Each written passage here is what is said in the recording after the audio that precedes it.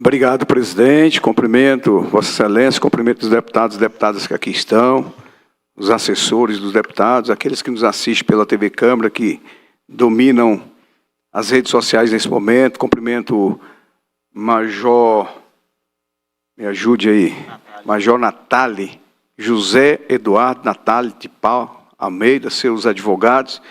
De uma forma especial, quero fazer um cumprimento ao Wendel, que estava do lado do doutor, que é quase como um filho. Eu dei muita aula em escola bíblica dominical, por mais de uns 4, 5 mil meninos passaram na minha mão, e eu vejo um menino desse que eu tive a oportunidade de ver, menininho ainda, já advogando, esse a gente, de muito orgulho e parabéns, fazer parte de vossa banca. Eu vou começar como sempre, hoje eu que fiz questão de trazer um exemplar da Palavra de Deus, a Bíblia Sagrada.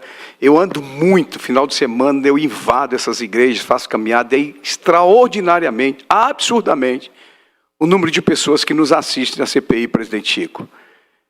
No Gama, ontem eu passei no evento que tinha 2.000 mulheres, em Taguatinga, no evento que tinha 1.500 obreiros, o tanto que esse pessoal me procura e diz, você é minha voz na CPI.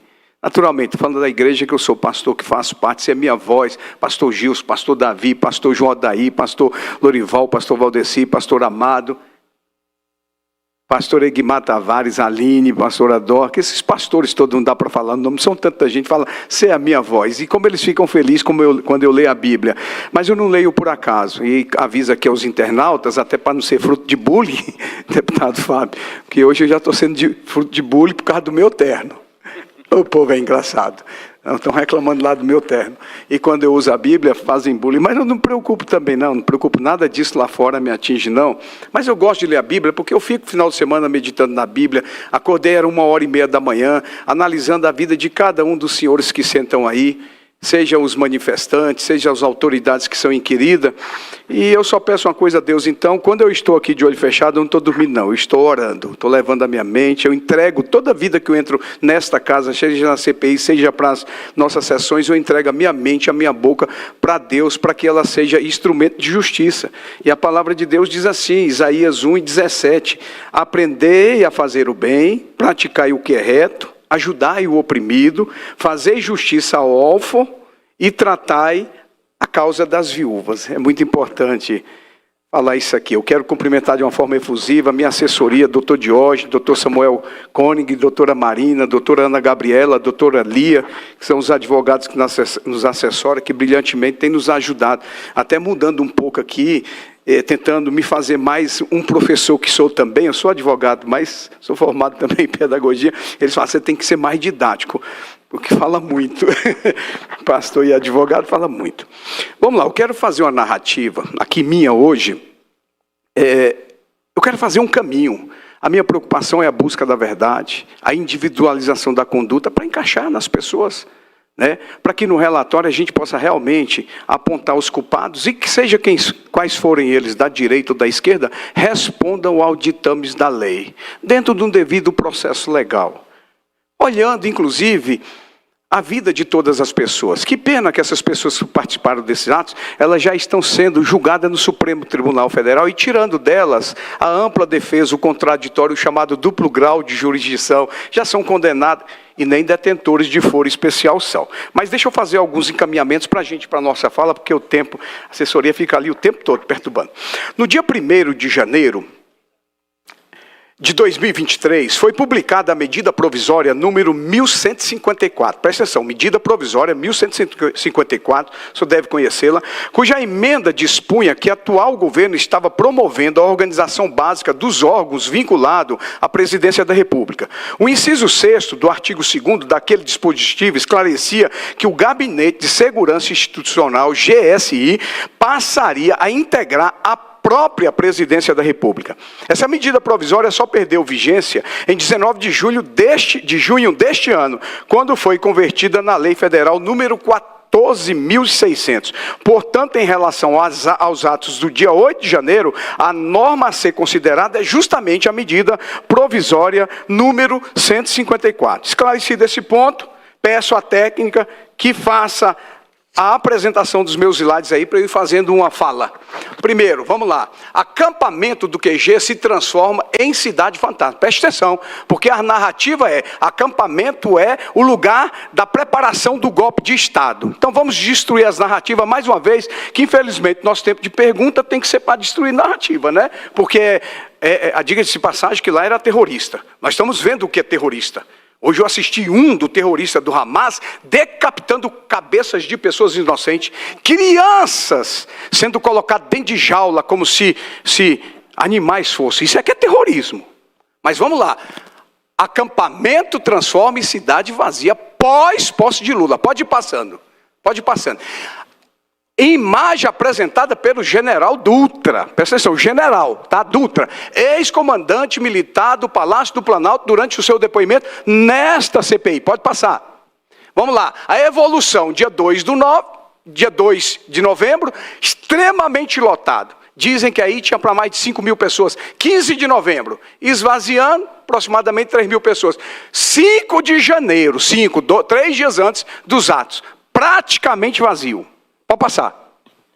5 de janeiro, fiz questão de mandar buscar essa imagem para apresentar a CPI, que estamos sendo assistidos, para todos quantos os assistem. Está aí, dia 5 de janeiro. Este é o acampamento dos golpistas, entre aspas, eu abro, dos terroristas. Está aí, dia 5 de janeiro, pode passar. Vamos lá. De que forma essas imagens se vinculam ao cenário das invasões? Pode passar. Está aí, dia 8. Dia 5 não tinha quase ninguém, dia 8 está aí. Quem são essas pessoas? De onde vieram? Pode passar. Está aí. Está aí. Milhares e milhares de pessoas. Pode passar. A NTT. Aí é que é o grave. Ministério da Justiça teve acesso antes do dia 8/1. O Ministério da Justiça, informado pela ABIN, emitiu 33 alertas. Dino sabia, General Dias sabia, Lula sabia. Pode passar. Vamos lá. A NTT disse à CPI do dia 8 de janeiro que o Ministério da Justiça e Segurança Pública teve acesso dias antes dos atos antidemocráticos à informação sobre o aumento do fluxo de ônibus com destino a Brasília. Veja bem, todos os depoentes que aí passaram, eles vão diversar aí em quantidade de 200 a 300. Um fato é correto, era só 150, se for a 300, mais 150 pessoas que para lá iam comer, porque eram pessoas de rua em estado de vulnerabilidade por causa da alimentação que tinha no acampamento. Até o dia 5, precisão vazio. Aí tem um alerta dizendo, vai chegar de 130 a 158. Nós estamos falando de aproximadamente 7 a 8.500 pessoas chegando. Alerta dado. O que foi feito? Passe. Vamos ver o que foi feito. Pode soltar o vídeo do general Dutra. Senhor presidente, vamos esclarecer. Em nenhum momento houve obstrução da justiça, de maneira nenhuma. Em nenhum momento houve esse confrontamento com a polícia, muito menos com o ministro Flávio Dino. O que aconteceu depois daqueles atos de vandalismo lamentáveis e inexplicáveis foi que os manifestantes que estavam na praça, e é muito importante eu esclarecer para todos os senhores, que a praça, no dia 6, como eu mostrei fotografias e mencionei a matéria do Grupo UOL, a praça já estava com menos de 200 pessoas. No dia 7, chegaram a Brasília cerca de 120, 130 ônibus para as manifestações do dia 8, que estavam sendo chamadas para a Esplanada e Praça dos Três Poderes. Eram essas o que circulava nas mídias sociais. Senhores, é o general Dutra, comandante militar do Planalto, que está dizendo que tinha 200 pessoas e estava chegando 130 ônibus para ir para a Esplanada, para a Praça do Planalto. É o general que está falando, não sou eu não. Preste atenção, não é narrativa. Este é o comandante militar do Planalto. Então eu prefiro acreditar numa fala do general do que a narrativa da esquerda que sempre vai dizendo o acampamento foi o centro da revolução, dos autogolpistas, do terrorismo, do tráfico de droga, da prostituição. Pode passar.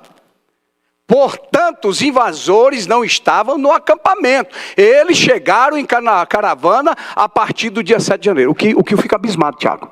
Todo mundo sabia. O que fez para esse pessoal não ir para a esplanada? Por que não brecou todos esses ônibus que estavam vindo para cá? Pode passar, por favor.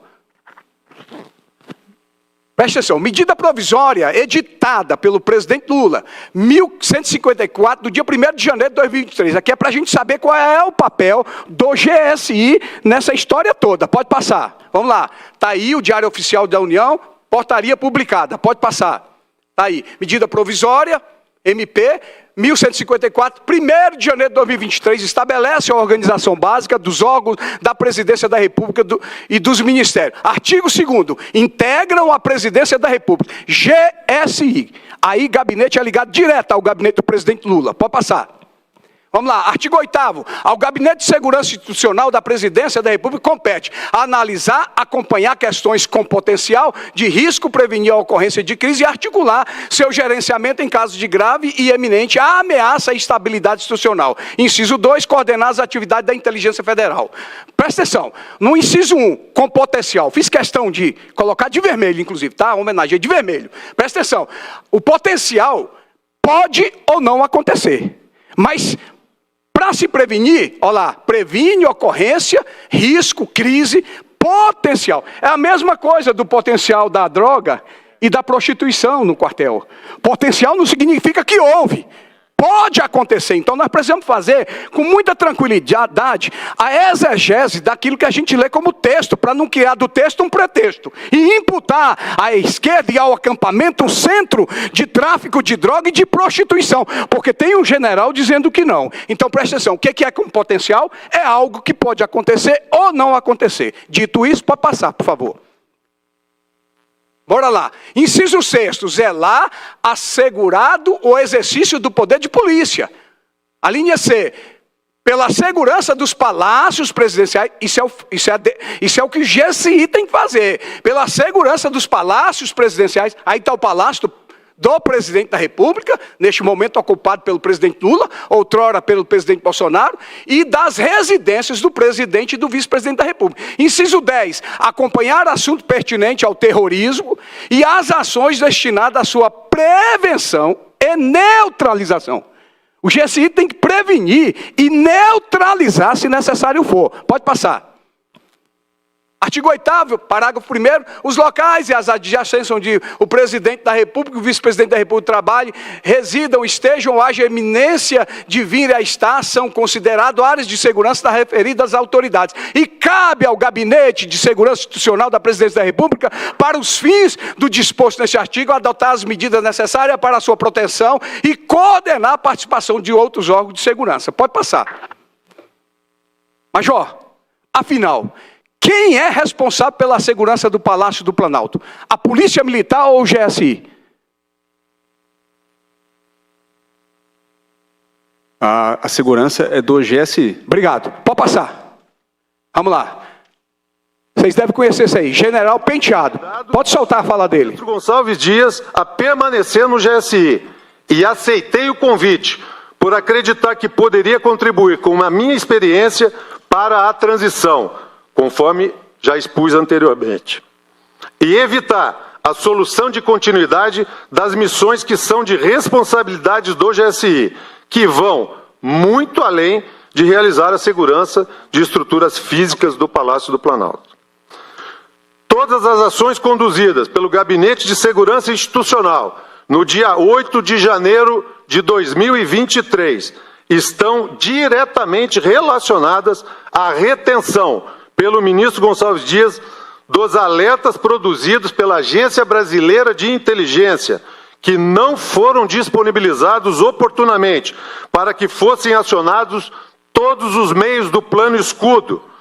Neste ponto, é necessário destacar que se a coordenação de análise de risco, responsável pela elaboração da matriz de criticidade, tivesse tido acesso ao teor dos alertas encaminhados ao ministro Gonçalves Dias pelo diretor da ABIN, senhor Saulo Moura, as ações previstas pelo Plano Escudo teriam impedido a invasão do Palácio do Planalto.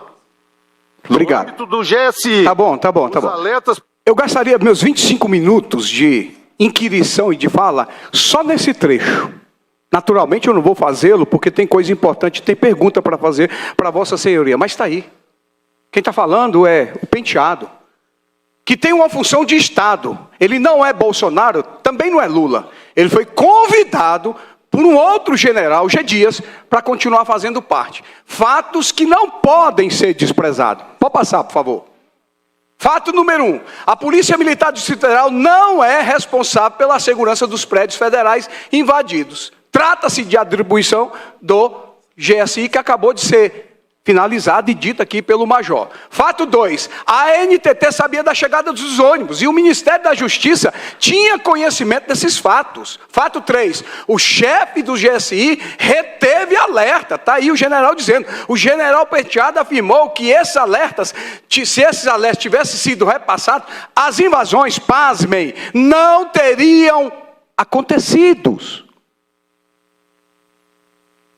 Fato 4. Tropas da Força Nacional de Segurança estavam no prédio do Ministério da Justiça, mas não impediram o ataque aos prédios federais. Não deu para passar na oitiva passada, nem vai dar nessa. Você vê a tropa da Força Nacional parada do lado do Ministério da Justiça. Se é um ato terrorismo, não é o governador que define, é o governo federal que manda imediatamente, se eles estão falando de terrorismo. É o governo federal que deveria ter entrado com toda a força para acabar com os terrorismos. Passa aí, por favor. Pode passar. Preste atenção nessa fala aqui, ó. Os ambientes nos quais ocorrem as operações atuais requerem comandantes que possuam pensamento crítico, enquanto sejam capazes de transmitir com clareza e oportunidade sua intenção e diretrizes aos subordinados. Comandantes bem informados e assessorados são capazes de extrair o melhor resultado da pessoa e dos sistemas de combate. Passa aí. Por favor. Major, o senhor reconhece esse texto? Não, senhor. Reconhece não? Não, senhor. Então passa aí mais um. Dissertação de mestrado de Vossa Senhoria. Sim, senhor. Essa fala é do senhor. Sim, senhor. Dissertação do seu mestrado de aperfeiçoamento de oficiais como requisito para o senhor obter grau mestre em ciências militares. Sim, senhor. Olha o que o senhor fala. Volta o item, por favor. O senhor diz aqui: comandantes bem informados e assessorados são capazes de extrair o melhor resultado das pessoas e dos sistemas de combate. Perfeito? Sim, senhor. Pode passar, por favor. Passa aí. Pode passar. Acabou. Então vamos lá. Eu vou fazer um bate-bola aqui com o senhor muito rápido. Eu gostaria que, por gentileza, seja bem sucinto nas respostas, porque o tempo está indo embora. Em janeiro de 2023, qual era a sua função? Qual era a função do general Penteado no GSI? Ele era o secretário executivo. Naquele referido mês, qual era a sua função do GSI? Supervisor de segurança presidencial. O senhor acredita que as invasões do dia 8 de janeiro caracterizaram uma tentativa de golpe? Deputado, eu estou aqui para falar do fato. Isso aí eu não devo emitir uma opinião. Como testemunha, eu não devo emitir opinião. Major, a esquerda brasileira considera que foi um ato golpista e define os invasores como terroristas. Ao mesmo tempo, essas mesmas pessoas tentam jogar nas costas da Polícia Militar do Distrito Federal toda a responsabilidade, como se não conhecesse a medida provisória 1154, que eu destrinchei agora, a função do GSI. E não soubesse que o GSI é o órgão responsável pela segurança do Palácio do Planalto. Além disso, a sociedade brasileira já sabe que o ministro responsável pela segurança institucional omitiu os alertas recebidos da ABIN e que, segundo o general Penteado, impediu a efetividade do plano escudo, medida que teria impedido as invasões. De igual modo, a Força Nacional de Segurança permaneceu inerte no estacionamento do Ministério da Justiça, assistindo aquele momento vergonhoso da nossa história com indiferença. E o ministro da Justiça, por fim, aguardava tranquilamente que o governador do Distrito Federal autorizasse o Estado brasileiro a reagir ao suposto golpe. O senhor consegue enxergar alguma lógica nessa narrativa? Deputado, novamente, estou aqui na condição de testemunha do fato. Obrigado, Major. Major, o senhor é um oficial superior do Exército Brasileiro. Diante das informações já apresentadas nesta manhã, Eu reforço a pergunta. Se foi uma tentativa de golpe, e se os invasores eram terroristas, quem deveriam enfrentá-los? A Polícia Militar ou as Forças de Segurança Nacional junto do GSI? Deputado, ali na minha função, estou aqui para falar sobre a minha função. Naquela função, eu recebia a tropa necessária para atuar. Então, quem deveria atuar, eu não sei.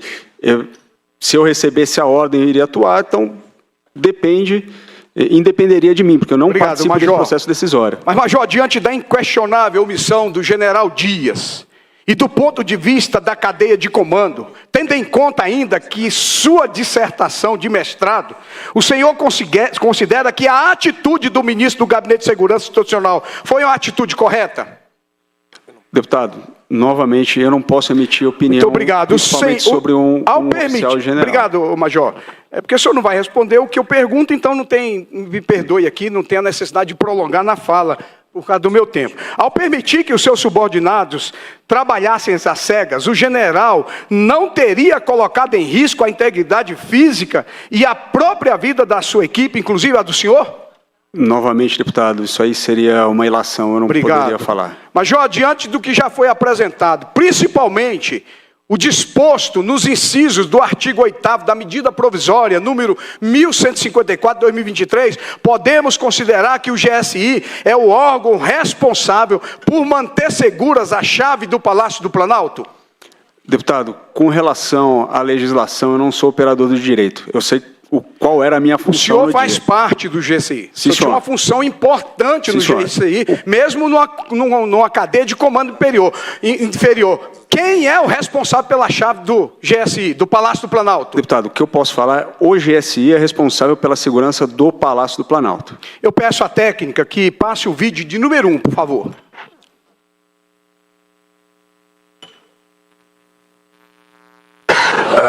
E as imagens, e eu liguei para o general Gonçalves Dias, que é o chefe do GFNI, e eu dizia, ô ministro, onde é que estão os soldados? Porque eu não via soldado, eu só via gente entrando, eu não via soldado reagindo, não era possível a facilidade com que as pessoas invadiram o Palácio do Presidente da República, e na verdade eles não quebraram para entrar, eles entraram porque a porta estava aberta. Alguém de dentro do Palácio abriu a porta para eles, só pode houve conivência de alguém que estava aqui dentro. Eu quero fazer um conclame à esquerda, que eles conversem com Lula e entrem num denominador comum. Eles dizem que tudo foi invadido, e foi mesmo, eu creio perfeitamente. Mas eu estou aqui com o chefe da nação, o presidente Lula, dizendo, cadê os policiais? Já é uma falha. Quem devia colocar e não colocou? Por que não colocou? A quem interessa que não colocou? E está dizendo, ninguém abriu, estava aberta. Se estava aberto, alguém abriu por dentro, não por fora. Quem abriu por dentro? Essas interrogações, elas precisam ser respondidas. Chega de colocar tudo na conta do Distrito Federal, da Polícia Militar, e tentar omitir a omissão, leniência, dolo ou culpa do governo federal. E mais, o alto comando da Polícia Militar, senhores, estão presos, dentre eles alguns que foram por fronte de batalha, feridos e quase mortos, ao ponto de ser inclusive promovido da Polícia Militar. E cadê o general do Lula? Cadê o povo? O povo do GSI está solto, passeando. 2 pesos e 2 medidas que caracterizam injustiça. Não é o nosso DNA, o da injustiça. Se tem alguém da direita que deva responder, vai responder. E se precisar da minha caneta para assinar, eu assino. Agora, se tiver fora o governo federal, tem que estar dentro, porque eu quero assinar também. Então, é um lado e é outro lado. E não podemos fugir disso. Em janeiro de 2023, quem era o chefe do general G. Dias? Era o presidente. Era o presidente Lula, que está dizendo que alguém abriu o Palácio do Planalto. Não sou eu não, tá, gente? Vocês viram aí, é o presidente. Para finalizar, vamos fazer um recorte do quadro. E imaginemos que em seu lugar estivesse aí o tenente-coronel Cid. E no lugar do general Dias estivesse o general Heleno. O senhor acredita que a responsabilidade continuaria sendo imputada à Polícia Militar do Distrito Federal? Deputado, novamente seria uma ilação minha, então não devo emitir a opinião. O meu tempo se foi, mas eu tinha um discurso aqui muito bacana para fazer. Mas eu vou finalizar dizendo, para mim não tem o que falar. Está aqui quem se omitiu. E quem errou, que pague pelo erro. E mais uma vez, da tribuna da Câmara Legislativa do Distrito Federal, eu digo, solte os inocentes. Nós temos inocentes sendo condenados a quase 30 anos de cadeia, enquanto um assassino, confesso, pode responder